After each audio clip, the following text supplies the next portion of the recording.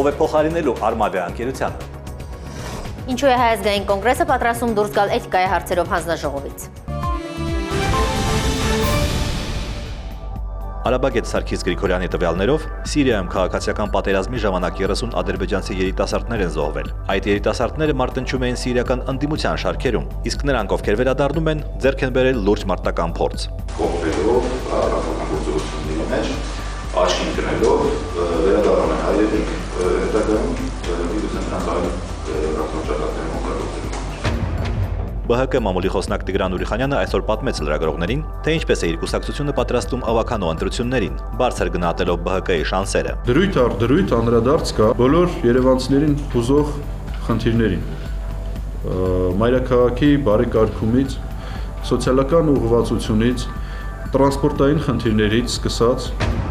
Այսօր կառավարությունը որոշում ընդունեց Արամի փողոցի հայտնի Պապոյանի շենքի խաբված բնակիչներին փոխհատուցում տալ Ծիծեռնակաբերդի 1/2 հասցեում գտնվող բազմաֆունկցիոնալ շենքում։ Այդ խնդրին անդրադարձել է նաև վարչապետ Տիգրան Սարգսյանը։ Մենք իրենց առաջարկում ենք որոշակի կոմպենսացիա, որոշակի քառակուսի մետրերով,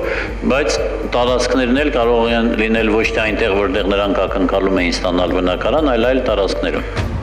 Բուհական համակարգում 2014 թվականին տեղի կունենան լուրջ փոփոխություններ։ Այսօր կրթության եւ գիտության նախարար Արմեն Աշոտյանը լրագրողների հետ հանդիպան ժամանակ հայտնեց, որ մինչ օրս գործում է խորհրդային ժամանակաշրջանից ժառանգած մասնագիտությունների դասակարգիչը։ Մենք գնալու ենք 2014 թվականին մասնագիտությունների ցանկի ամբողջական վերանայման եւ համապատասխանեցնելու ենք մեր մասնագիտությունների ցանկը ՅՈՒՆԵՍԿՕ-ի դասակարգչին։ Հայաստանում գործող հակակոռուպցիոն կենտրոնները անվճար իրավաբանական օգնություն են ցուցաբերում քաղաքացիներին, փորձում են պաշտպանել նրանց իրավունքները։ Տավուշի մարզի հակակոռուպցիոն կենտրոնի տնօրեն Վահագն Թամրազյանի խոսքերով, մարզերում այդ գործունեությունը ծավալելը շատ ավելի դժվար է, քան Երևանում։ Հաճախ է պատահում պաշտոնատար անձը, որը թույլ է տվել որևէ օրինախախտում, հանդիսանում է ուժած քաղաքացու այս կամ այն աստիճանի ծանոթը բարեկամը դրկիցը։ Հայաստանում պաշտոնապես գրանցված է 4428 թմրամոլ։ Այդ մասին է ահազանգել նարկոլոգիական կլինիկայի ղեկավար Պետրոս Սեմիրջյանը։ Ըստ նրա, թիվը գուցե մեծ չի թվում, բայց անհանգստացնողը միտումն է։ Անցած տարի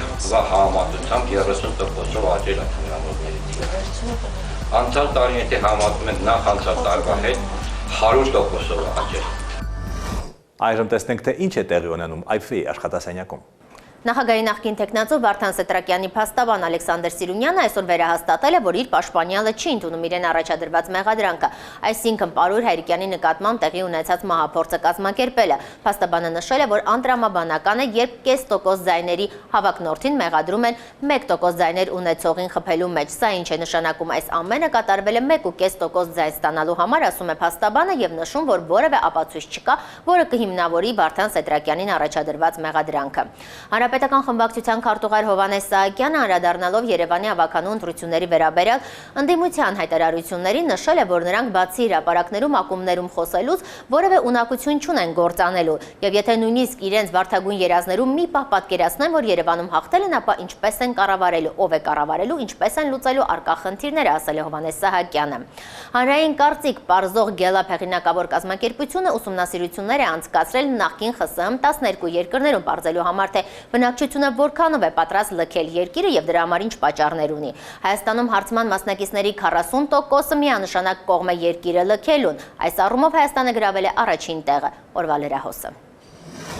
Ռաֆի Հովհաննիսյանի մարզային այցելությունները շարունակվում են Վանաձորում ավանդույթի համաձայն ժառանգության առաջնորդը օրը սկսեց բարևներով։ Մինչև այժմ падգամավոր Զարուհի Փոստանջյանը ելույթեր ունենում, Ռաֆի Հովհաննիսյանը բարևեց բոլոր հավաքվածներին։ Հետո արդեն իր ելույթի ժամանակ եւս մեկ անգամ նշեց ապրիլի 9 հայ ժողովրդի համար վճռորոշ օր է լինելու։ Ժառանգության առաջնորդի հաղթահավաքին այս անգամ էլ խառնվեցին ոստիկանները, ասելով, որ Վանաձորի քաղաքապետարանը չի ստացել հանրահավաք անցկացնելու ծանուցում։ Ժողովրդի պահանջն է, դուք եք ոստիկաններ, միացել եք, ողջունենք մեր ոստիկանները։ Հանրահավաքից հետո բարևի հեղափոխականը ոտքով քայլեց քաղաքում ու անտարբեր չանցավ նաև Հակ գրասենյակի կողքով։ Ես առաջարկում եմ միգուցե միասին աշխատենք, որ խաչմերուկի գանք միասին հայրենիքի։ Միասին աշխատում ենք, 5 տարի է միասին։ Ժառանգություն կուսակցության գրասենյակի կողքով անցնելիս Ռաֆի Հովհաննիսյանը նկատեց փակ է ցուցանակը, հորդորեց անմիջապես փոխել, ժառանգությունը միշտ բաց է բոլորի համար։ Ռուբեն Հախվերդյանը չի հերքում Սերժ Սարգսյանից 30,000 ԱՄՆ դոլար է ստացել կոնկրետ նպատակի համար։ Ես կարճ հիշողություն չունեմ։ Ստեղ գրված է, որ ես հատուկ շնորհակալություն եմ հայտնում Սերժ Սարգսյանին, կաթողիկոսին եւ այլն։ Այս գիրքը շատ կարևոր է մեր երեխաների համար։ Երգահանը խոստովանում է, սիրում է Սերժ Սարգսյան մարդուն, սակայն նրան չի կարող հանդուրժել Հայաստանի Հանրապետության նախագահի աթոռին։ Մեզ եկել են ղեկավարելու մարդիկ, որոնք եղել են Կոմսոմոլի, Կոմպարտիայի աշխատողներ, եւ այդ մարդիկ իրենց մտածողությամբ քառակուսի աշխարհի մեջ են։ Միաժամանակ Հախվերդյանը չի մեղադրում Սերժ Սարգսյանին, հասկանում է, որ նրա կառավարման համակարգը անցած ուղու արտացոլանքն է։ Այդ մարդիկ բացի կոռուպցիայից, քծնողականությունից, ուրիշ ոչինչ չեն տեսել։ Երգահանը քաղաքական առաջնորդ չի համարում նաև Ռաֆի Հովհաննիսյանին, որի կողքին կանգնեց փետրվարի 18-ի նախագահի ընտրություններից հետո։ Ես հարգում եմ իր սկզբունքները, որ նա դեմ է այս առաջնորդ կոչեցյալներին։ Ինչ վերաբերում է շրջանառվող այն լուրերին, թե Ռուբեն Հախվերդյանի երակներում հայկական արյուն չի հոսում, նա չփորձեց որևէ բան հերքել, փոխարենը վստահեցրեց, որ միայն արյամբ չի որոշվում ազգությունը։ Շամ պես ծառայել եմ իմ ժողովրդին, իմ երկերով, որպեսզի նույնիսկ Սփյուռքում հայերը հայ մնան։ Անկախ Հայաստանում տիրող իրավիճակից երգահանը հույս ունի, որ մի օր հեղափոխություն կլինի ու Հայաստանը վերջապես կդառնա ժողովրդական բառի բուն իմաստով։ Այս օրերին ազգային ժողովի Հայ ազգային կոնգրես խմբակցությունը վերանայում է իր մասնակցությունը էթիկայի ժամանակավոր հանձնաժողովի նիստերին։ Անկեղծ ասած, ես շատ չեմ հետաքրքրում այլևս այդ հանձնաժողովում, որովհետև իրոք անիմաստ եմ համարում մեր մասնակցությունը այնտեղ։ Եվ կարծում եմ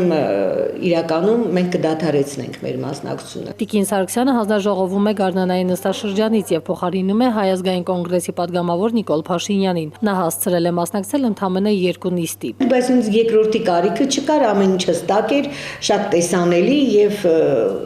իմ կարծիքը ձևավորվել է հենց առաջին նիստից հետո։ Ազգային ժողովի որոշմամբ հանձնաժողովի կազմում Գարնանային նստաշրջանում ընդգրկվեց Հայաստանի Հանրապետական կուսակցության եւս մեկ падգամավոր, որի արդյունքում ՀՀԿ եւ ՕԵԿ իշխանական կոալիցիայի անդամների թիվը բավական դարձավ ցանկացած որոշում իրենց օգտին անցկացնելու համար։ Մինչ այդ ընդդիմադիր ուժերի ձայները վճռորոշ էին հանձնաժողովում։ Ժողովրդավարության շղար ստեղծելու համար գոնե պիտի թույլ տային, որ էթիկայի հանձնաժողովը իր գործառույթը իրոք կարողանար իրականացնել։ Մինչ Հայ ազգային կոնգրեսի էթիկայի հանձնաժողովից դուրս գալը Լյուդմիլա Սարգսյանի կարծիքով իրենք այդ հարցը պետք է համաձայնեցնեն նաև Հայ հեղափոխական դաշնակցության եւ Բարգավաճ Հայաստան կուսակցության հետ։ Այս նպատակով Հայ ազգային կոնգրեսը կխորհրդակցի նրանց հետ։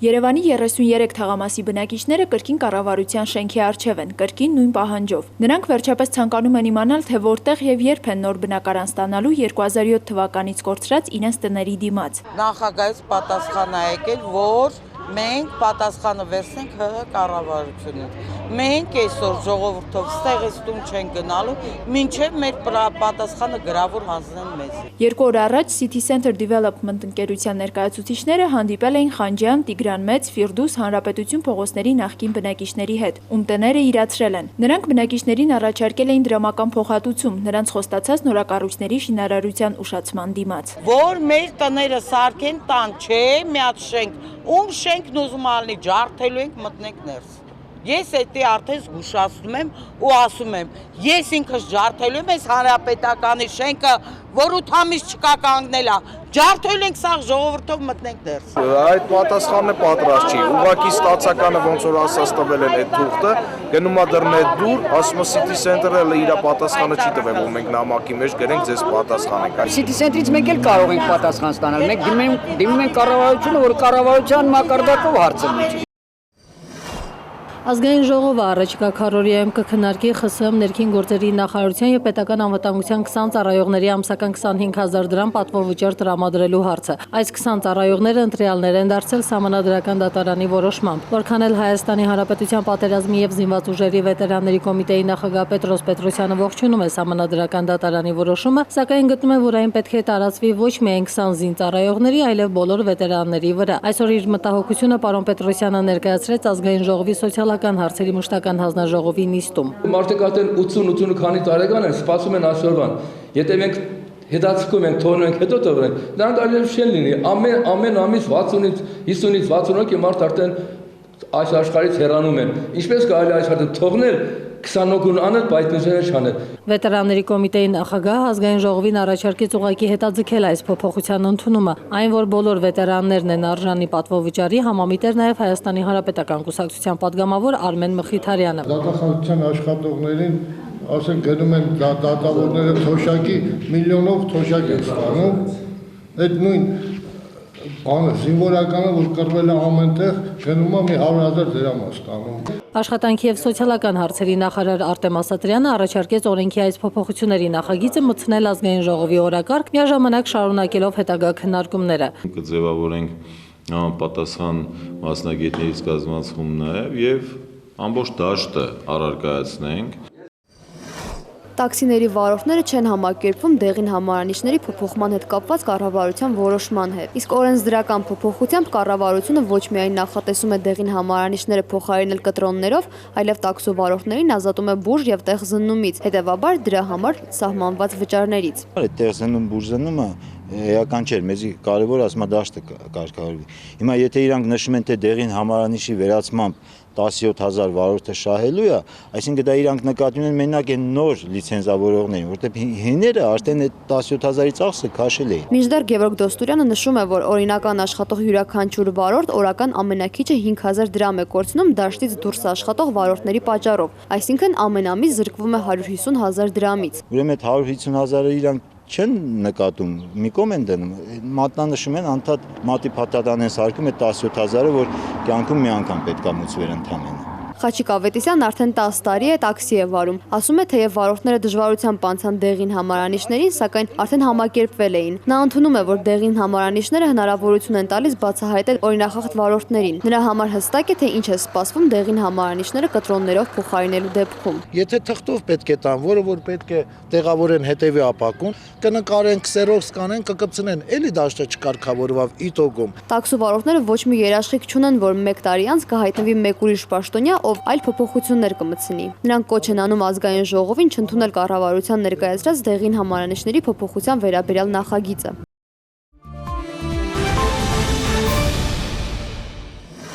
Արմավիա ընկերության աշխատանքի հետ կապված լրատվամիջոցները շարունակում են բազմաթիվ բողոքներ ստանալ։ Այս պայդրությամբ ընկերությունը սնանկ է ճանաչվել, ինչպես այս փաստը կանրադառնա ուղևորափոխադրումների վրա։ Արդյոք նոր ընկերությունը ավելի արդյունավետ կաշխատի։ Օրվա գլխավոր թեման։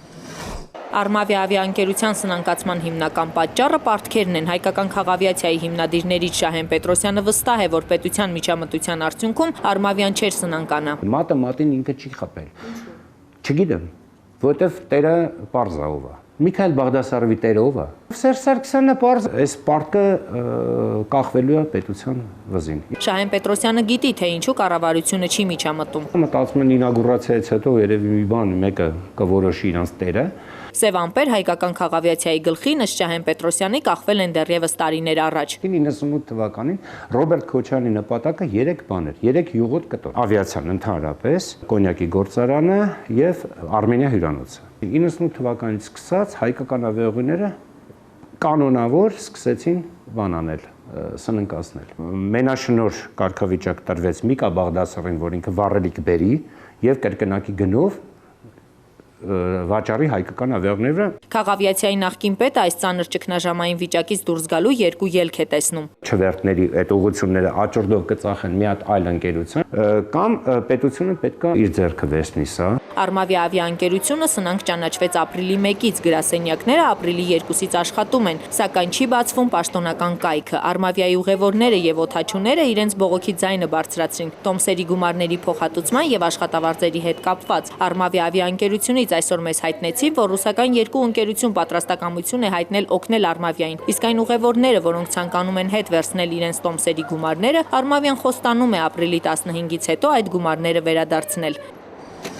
Թե ում է պատկանում Արմավիան, ում է պատկանելու ով է տերը եւ ով կլինի հաջորդ սեփականատերը հասարակ քաղաքացուն չի հետաքրում։ Նրան հետաքրում է, որ նա քիչ թե շատ մատչելի գներով կարողանա մեկնել նախկին խորհրդային քաղաքները, մասնավորապես Ռուսաստանի։ Նրան հետաքրում է նաեւ, որ իր առած տոմսը, որը այժմ նա առել է Արմավիայից, նա կարողանա իրացնել կամ փող ստանալ կամ այնուամենայնիվ թրջել։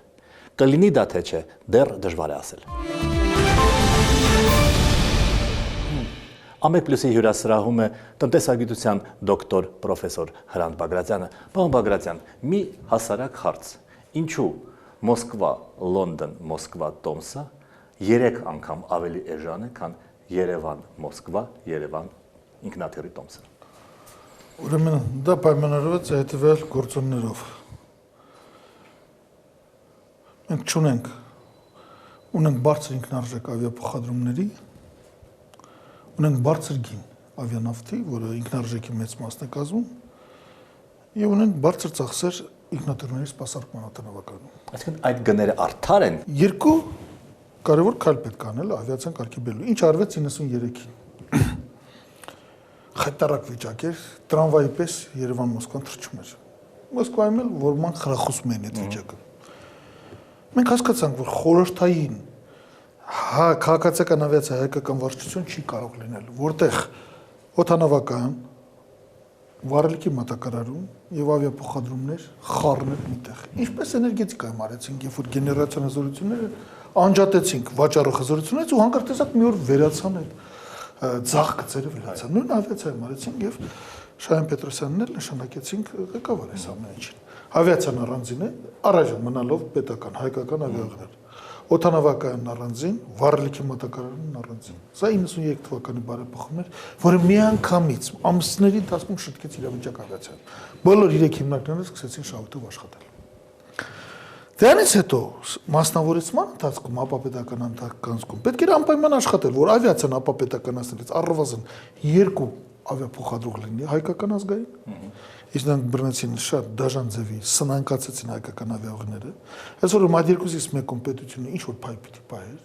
հսկելու համար վիճակը, որ որևէ դեպքում չպետք է լինի մեկ մատակարար վարելիքի եւ իսկապես գնվեն օդանավակայանի ծառայությունները։ Ուրեմն ճիշտ է շատ օդանավակայան ինչ որ կարգի բերվեց, բայց մենաշնորհները պահպանվեցին։ Երկու կարևորագույն խնդրեմ ցախողվել է։ Ունեցանք մեկ ավիափոխադրող, որը ծրի ստացավ չվերթների իրավունքը, որը պատկանում է գործնականում պետությանը, եւ մենք չկարողացանք վերացնել մոնոպոլիան ավիանավթի։ Այս խնդիրները լուծելու փոխարեն անպայման այս երեքի բախումը բերելու նրանց, որ նրանց մեկը պետք է սնանկաներ, այս անգամ սնանկացավ ավիաընկերությունը։ Եվ ավիաընկերության ղեկավարն էլ դեմ չէր, որ սնանկանա, որովհետև դրա անվան տակ փող էր դուրս անում, տարիներ շարունակ փող է դուրս անել Հայաստանից։ Կարող էր այլ կերպ լինել, կարող էր հաղթողը լինել ավիաընկերությունը, սնանկանար ասենք օդանավակայանը։ Սա կարող է անենք, որ ոչ ոք սնանկանա։ Ուրեմն անենք այնպես, ինչպես ես ասեցի։ Ինչպես ես ասեցի, սրանց ֆունկցիաները չխառնենք իրար։ Հիմա վիճակը շատ բարդ է, ավելի բարդ է։ Հիմա պետք է 2 ազգային ավիափոխադրող հիմա այս պահից։ Հիմա այն որ ասում են արմավյան վաճառում է, չէ՞, ի՞նչն է վաճառում, ոչ բանը չունի վաճառելու։ Իր օֆիսները, իր ինքնաթիռները։ Ուզում եմ վաճառ։ Ուզում եմ թող SAS սուպերմարկետների կները գուլանն եմ տալիս կամ City սուպերմարկետները ցանցին վաճառ։ Ոչ շանսություն չունի։ Այսօր պետությունը ունի չվերթները։ Արմավյան դադարեցրել է։ Պետությունը պետք է դնի, ասի 2 ավիաընկերության վաճառում եմ այն չվերթները, որ ես ունեմ։ 2 ավիաընկերություն։ 2, մեկը չպետք է լինի։ Պետությունը պետք է հայտարարի նաև, որ ավիանավթի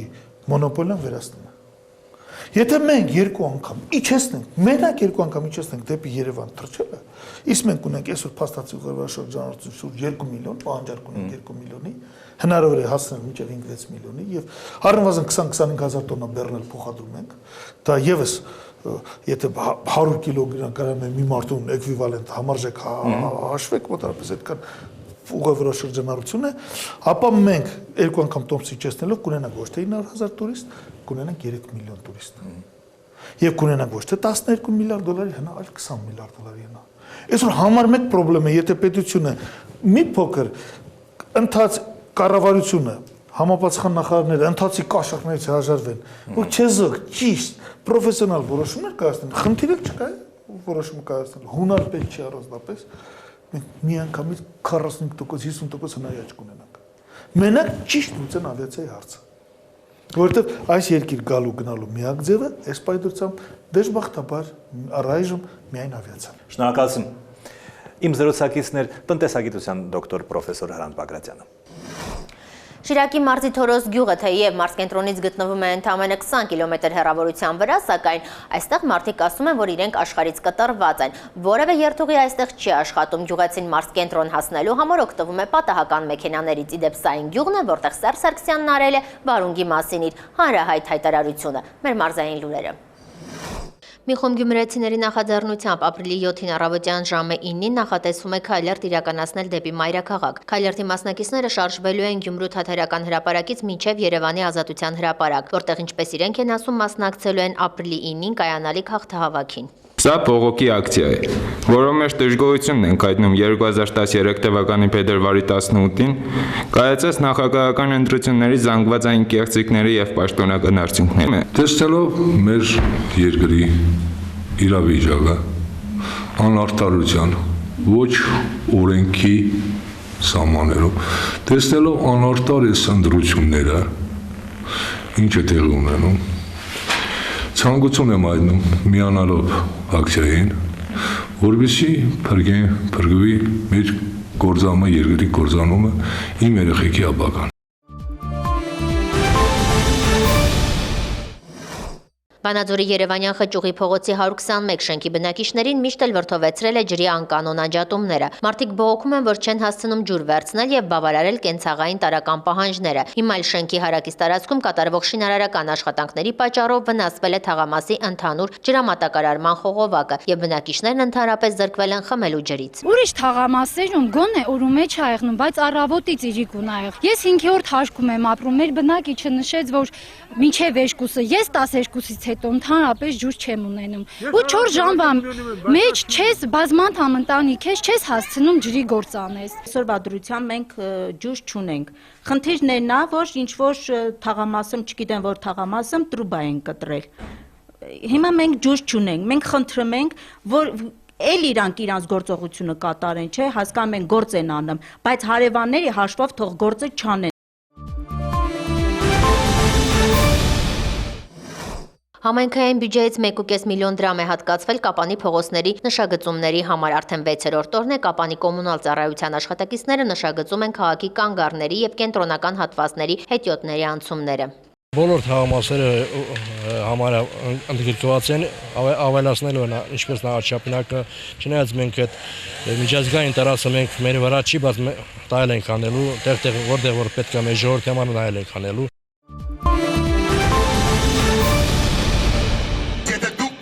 Ձեր ձեռքը մեր սահմանադրության, մեր ժողովրդի օրենքի, իրավունքի, մեր սուրբ գրքի վրա ինձ հետ մեկտեղ դուք գնալու եք դժոխք։